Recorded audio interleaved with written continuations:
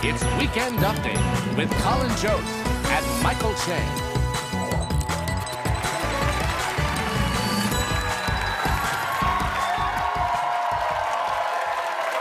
Thank you very much. Good evening, everyone. Welcome to Weekend Update. I'm Michael Che. I'm Colin Jost.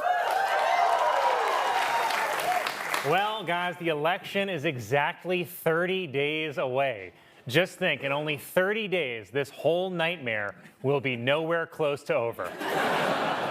Earlier tonight, Donald Trump held a rally at the site of his first assassination attempt, which I have to admit is very brave of him.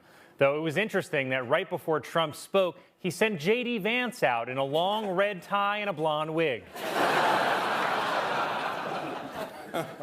Elon Musk, seen here trying to jump to Mars, joined Trump on stage at the rally tonight, which may be the last time Trump and Musk will be together until they co-host our Christmas show.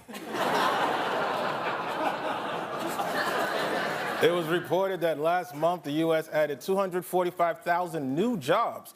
Unfortunately, they were all Diddy accuser. It was announced that Sean P. Diddy Combs' sex trafficking case has been assigned to a new judge, one that Diddy hopes is cool with rapes.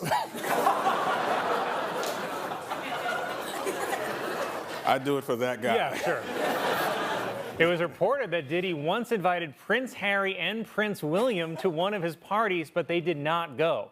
Although before Diddy could even finish writing the invite, Prince Andrew was there. Yesterday, the devil went down to Georgia. No, I'm kidding. Donald Trump traveled to Georgia to survey the damage from Hurricane Helene, which is bold because nothing scares Trump more than high winds. Vice President Kamala Harris traveled to North Carolina to survey damage from the hurricane, which is the second time this year she swooped in after a huge disaster.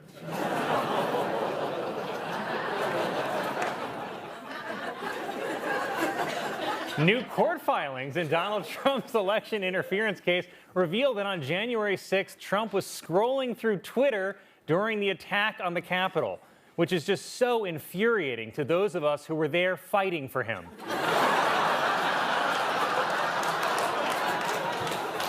It was reported that Donald Trump has refused to release his medical records, and I bet I know what he's hiding, but I'm not allowed dementia it.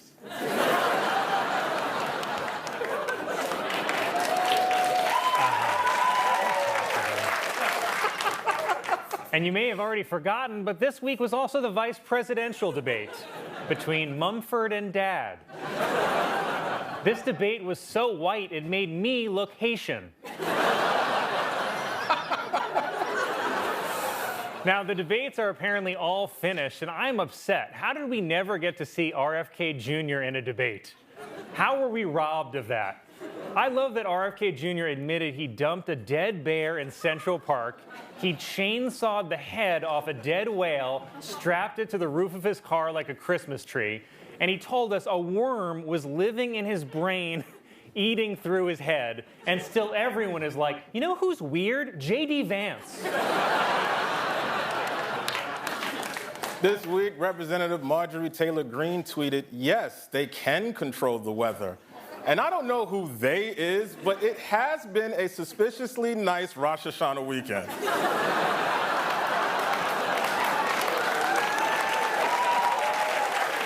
That's not a flaw? That's right. 2 claps Che, no claps Jost. Damn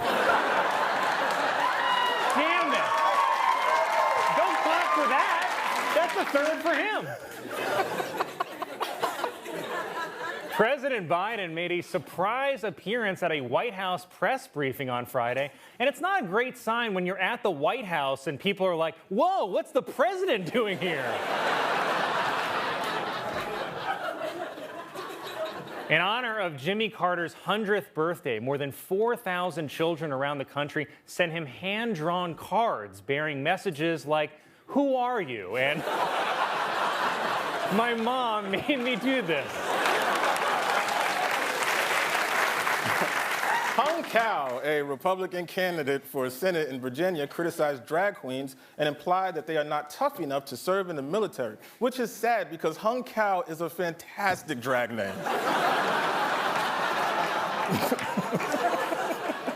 It was revealed that Daniel Day-Lewis is coming out of his 7-year retirement to film a new movie. And you won't believe it, it's Shrek 6.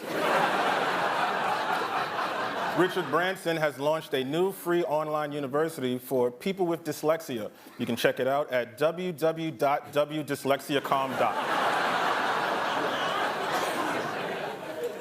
A woman in Italy has set a new world record for having the world's thickest tongue. Reached for comment, the woman said, Boston's first lesbian bar in decades, called Danny's Queer Bar, has officially opened its doors. Well, curtains.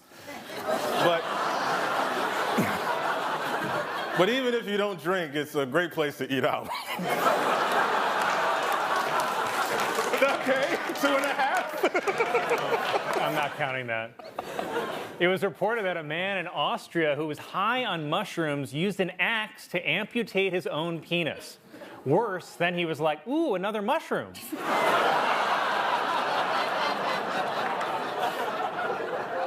It tells the story.